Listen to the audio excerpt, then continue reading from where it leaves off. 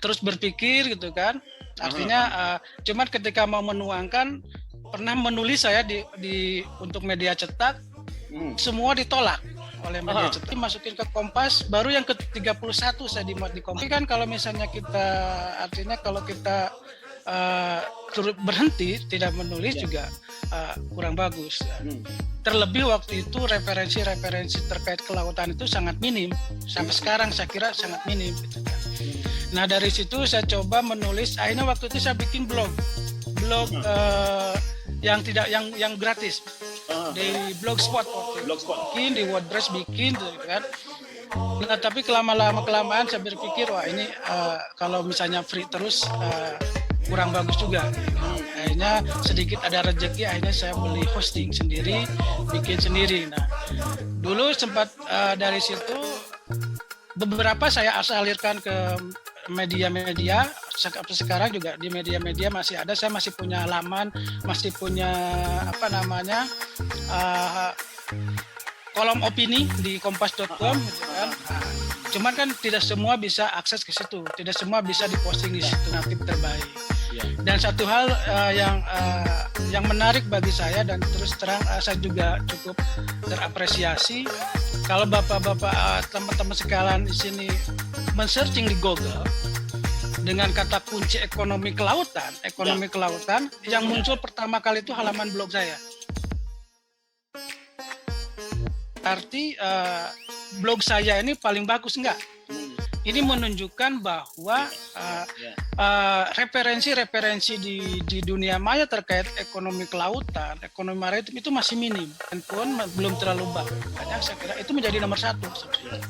Nah ini sebetulnya yang memicu saya pun untuk terus menulis gitu kan.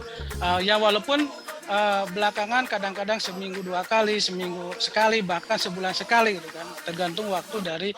Karena prinsip saya menulis di blog itu harus dengan data. Kalau tidak ada data kita nggak bisa data itu. Saya termotivasinya dulu tahun 2003. Kalau masih ingat senior di sini, dulu tahun 2003 ada sebuah berita yang membahas terkait 50% industri pengalengan tuna tutup. 2003 itu masih Pak Rohmin. Produksinya itu kita seharusnya cukup gitu ya. Pikir ini kenapa ya? Akhirnya saya coba melihat data, ternyata ada sesuatu yang keliru menurut saya waktu itu. Karena dari data produksi yang dikeluarkan oleh pemerintah dan juga FAO, walaupun banyak yang mempersoalkan kedua data ini, tapi bagi saya menunjukkan produksi itu ada. Tapi kenapa industri waktu itu tutup? Nah, kesimpulan industri itu adanya di Pulau Jawa. Dan waktu itu juga banyak ikan yang lari dari kawasan timur langsung ke pasarnya di luar negeri seperti itu. Nah, cuman waktu itu kan kita nggak punya data real, nggak punya data lengkap. Akhirnya itu terus saya lanjutkan, saya kumpulkan data-data itu, termasuk banyak sekarang pertanyaan-pertanyaan dari para pelaku ataupun para Kalau saya melihat tadi pertanyaannya adalah langsung to the point ke KKP, saya kira ada penurunan drastis menurut saya di dalam terutama penyampaian informasi terkait data. Kalau data mungkin, kalau pengumpulan data tadi Pak Charlie cerita, saya kira ada kemajuan kelihatannya. Tapi bagaimana menyampaikan informasi data yang sudah diolah kepada masyarakat itu ada, kalau saya melihat minimal dari rilis yang ada di KKP itu sekarang minim data.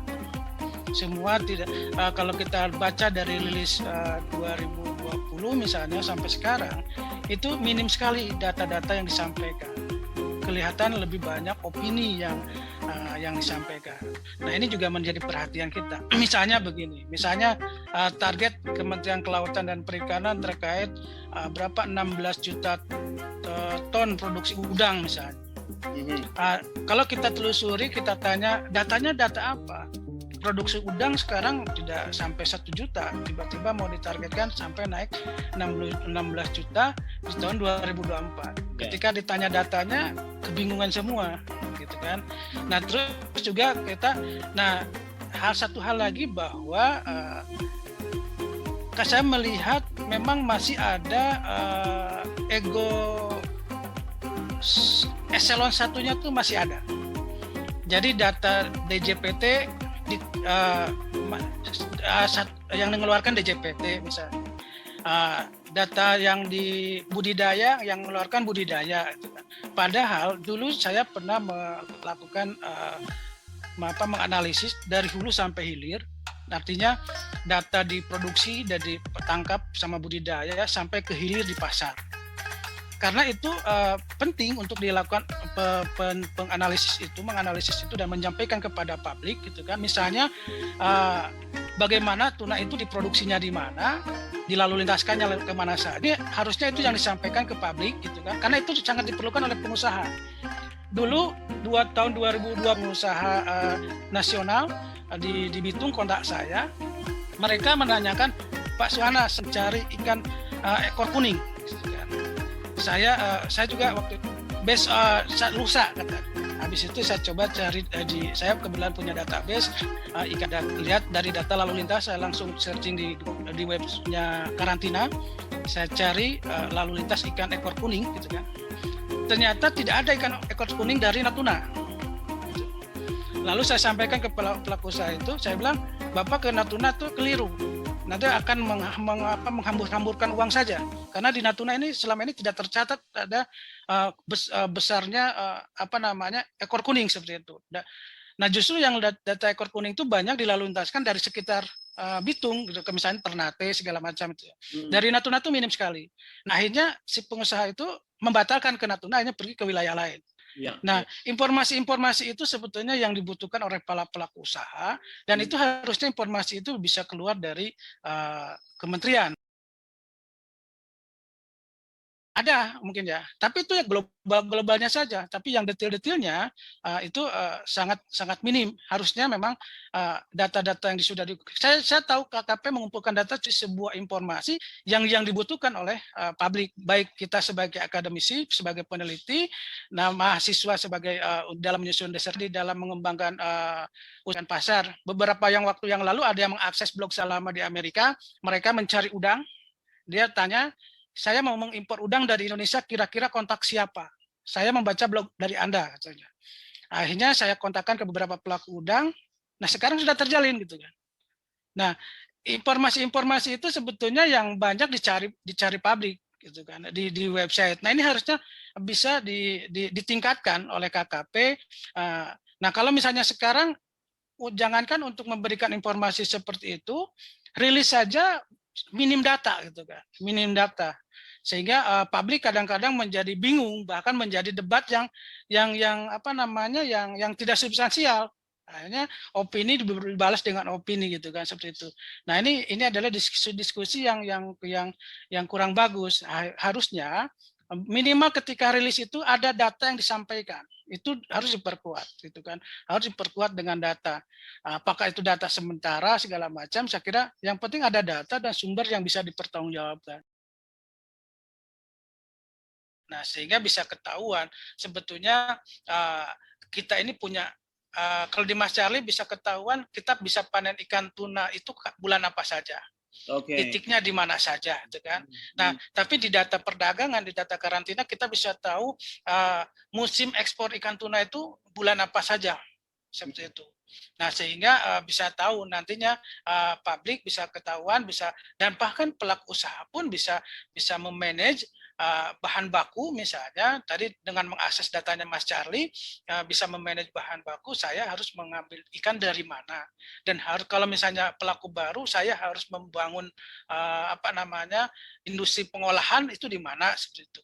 Nah termasuk pasar misalnya, di pasar itu ternyata masih banyak pasar-pasar yang belum kita tembus misalnya. Nah sehingga itu pun bisa menjadi Nah, kita nih sangat minim sekali untuk menganalisis data market intelligence untuk perikanan misalnya. Sehingga kita tidak tahu, tidak bisa menyusun sebuah bagaimana penetrasi pasar ikan di luar negeri, di pasar ekspor misalnya.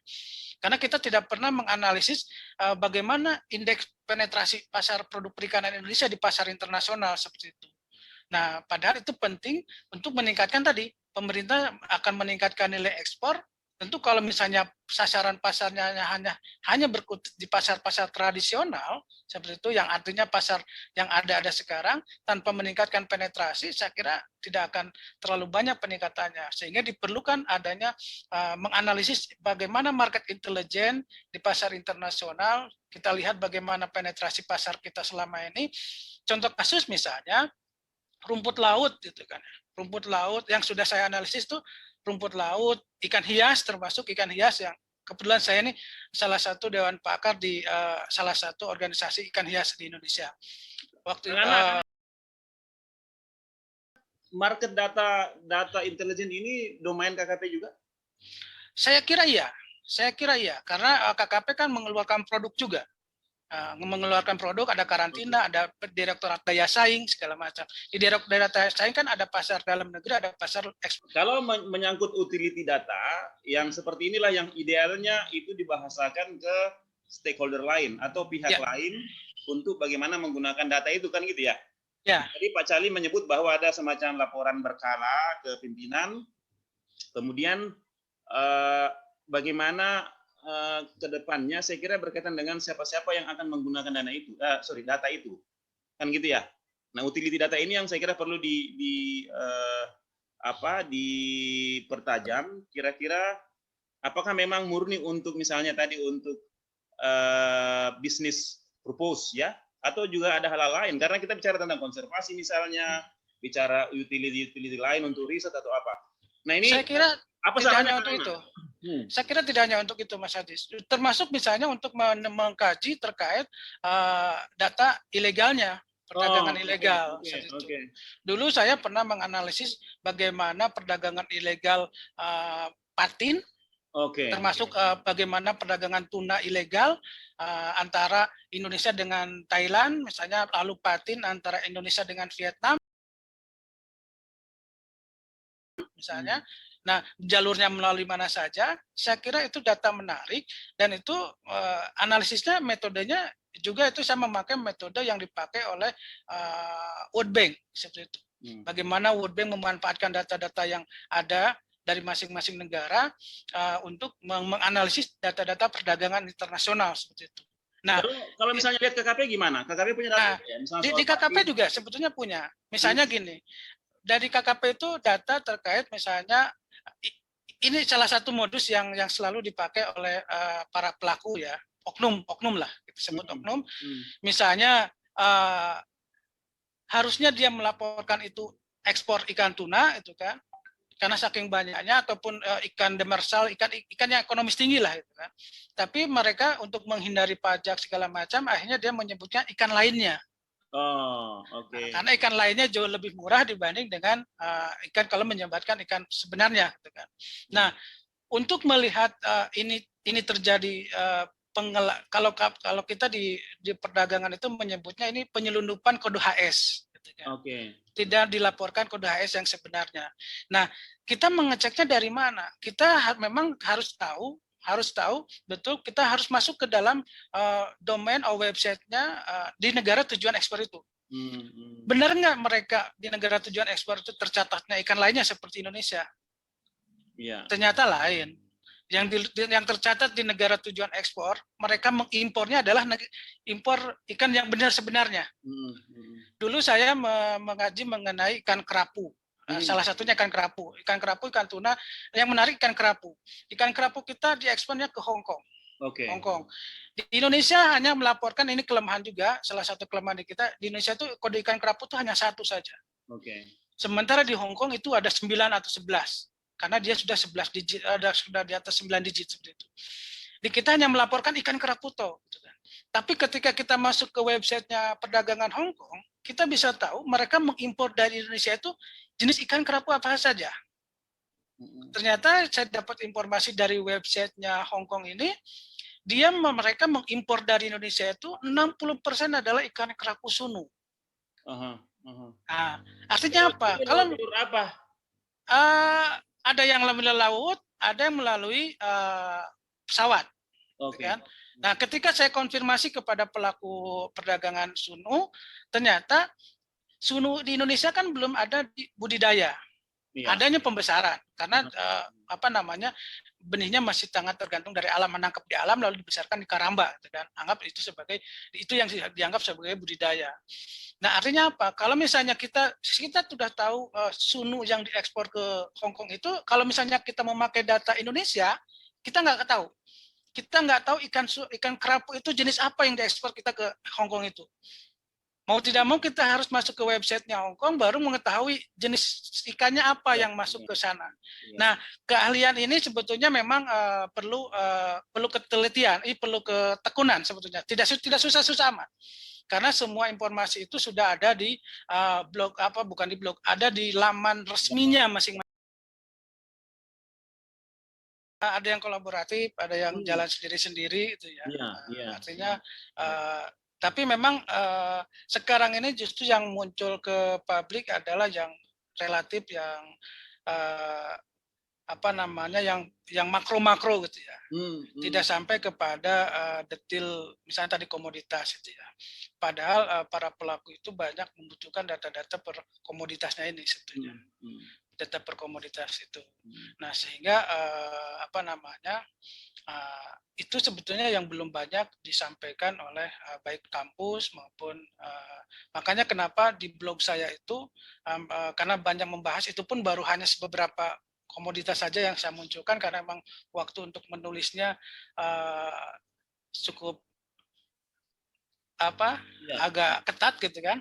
Nah, dan sebetulnya Indonesia ini produknya banyak sekali, lebih dari 200 produk gitu yang bisa dieksplor. Produk dari produk perikanan ini gitu kan. Nah, sehingga ini perlu peran mahasiswa sebetulnya. Mahasiswa juga perlu meneliti terkait langsung ke produk gitu kan. Jadi dari hulu sampai hilir itu produk misalnya udang, kerapu, tuna. Jadi tuna itu bukan dianalisis terkait gelondongannya saja, tapi lihat ke produknya. Kita misalnya gini, mau meningkatkan supaya pendekatan pemerintah itu tidak lagi-lagi pendekatannya meningkatkan volume produksi gitu kan. Tapi bagaimana meningkatkan nilai ekspor itu dengan cara meningkatkan nilai produk. Gitu. Kita melihat di pasar misalnya produk ikan tuna yang paling banyak yang memiliki daya saing tinggi itu yang mana. Nah, ini contoh kasus misalnya kenapa Indonesia selalu kalah dengan Thailand terkait ekspor tuna misalnya. Nah, karena yang kita ekspor ini sebagian besar gelondongan. Sementara Thailand yang dia jual adalah produk olahannya seperti itu. Memang untuk kalau misalnya kita bandingkan apple to apple misalnya produk ikan segar itu Thailand kalah sama Indonesia. Indonesia masih nomor masih bisa memenangi untuk produk segar sama beku gitu kan. Tapi kalau kita secara total tuna Thailand menang karena dia bermain di olahan dan kita lemah di situ. Mengurangi bias, itu berbagai tahapan dia lakukan seperti itu. Nah, terkait misalnya tadi kualitas, saya kira memang kita sepakat itu ya kualitas karena cuman ini juga harus menjadi perhatian supaya nelayan juga terus dibina, gitu kan? Karena ada kasus misalnya di Manado, di Bitung, ada satu perusahaan yang dia menerima hampir sekitar 300 ekor tuna dari nelayan, gitu ya. Tapi ternyata yang layak ekspor itu hanya sekitar 30. Artinya hanya sekian persennya saja, gitu. Artinya karena layak ekspor ya. Fresh seperti itu. Nah, artinya itu menjadi sebuah catatan. Artinya supaya membina hulu itu, membina mutu itu dari mulai ikan itu ditangkap sampai jadi bukan membina mutu itu bukan di akhir, bukan di industri pengolahan sebetulnya, harus dari hulunya, kan? Supaya ikan itu kualitasnya terjaga baik. Jadi misalnya ikan tuna itu satu ekor ikan tuna itu ya yang harga fresh itu jauh lebih mahal dibanding dengan ketika di kaleng, di canning seperti itu. Dan pasarnya pun lain seperti itu. Nah, tadi terkait validitas data. Saya kira memang kalau saya sendiri memvalidasinya itu, saya memvalidasi ikan itu tidak hanya dengan datanya pelabuhan misalnya, karena saya pernah menemukan kasus misalnya dulu di Merauke misalnya, saya mengambil data dari pelabuhan, ternyata di pelabuhan tercatat EKI 10 misalnya, tetapi ternyata yang dilalu lintaskan dari Merauke itu lebih dari 10 itu tercatat di karantina. Ini sisanya kemana? Gitu kan. Misalnya seharusnya 15 ya, yang tercatat di pelabuhan 10, ternyata yang dilalu lintaskan dari Merauke itu yang tercatat di karantina ada 15.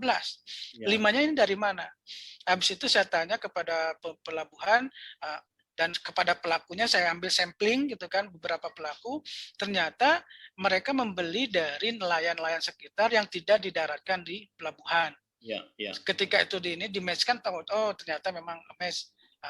Jadi di Merauke itu antara ikan yang tercatat di pelabuhan dengan yang tercatat di karantina itu klop akhirnya, karena